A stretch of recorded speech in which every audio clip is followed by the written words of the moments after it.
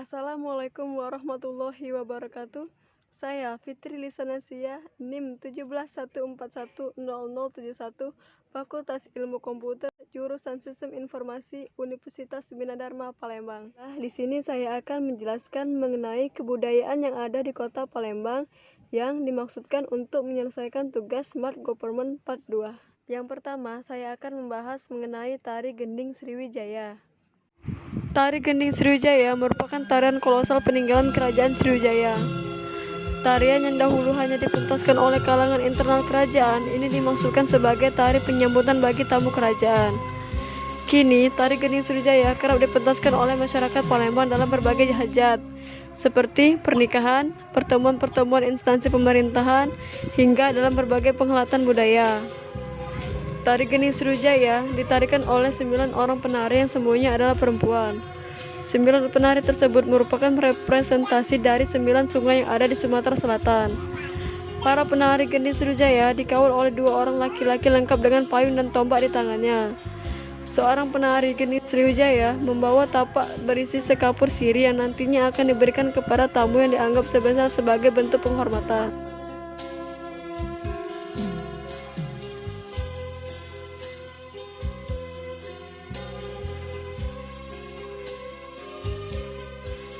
Selanjutnya saya akan menjelaskan mengenai Tari Tanggai.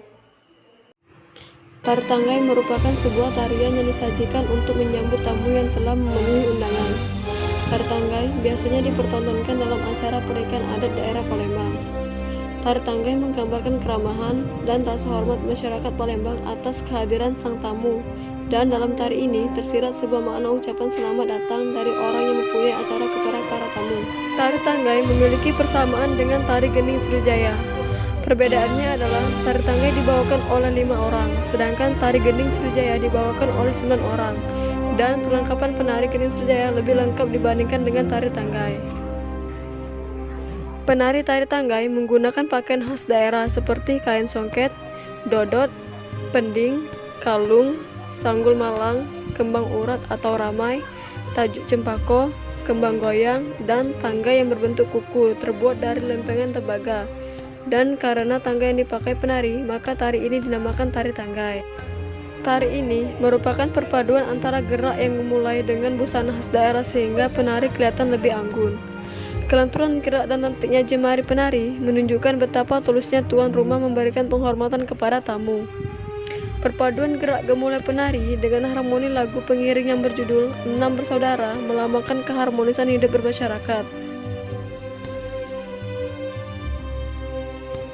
Selanjutnya saya akan menjelaskan mengenai Tari Yasaman. Tari Yasaman merupakan tari khas dari kota Palembang. Tari ini begitu kental bagi orang Palembang. Tari ini biasanya ditarikan pada acara pernikahan, syukuran, dan acara-acara tertentu lainnya. Yasaman merupakan hal-hal yang menakjubkan. Ucapan Yasaman memiliki akar sejarah Islam di Palembang. Sering diucapkan oleh para pengikut tarekat Samania yang ada di Palembang, dan hingga sekarang tarekat itu masih ada di Palembang. Dinamakan Samania merujuk pada pendirinya Syekh M. Saman, ulama Madinah. Salah satu murid tarekat ini yaitu Syekh Abdul Samad membawa ajaran ini ke Palembang pada masa Kesultanan Mahmud Badarudin II.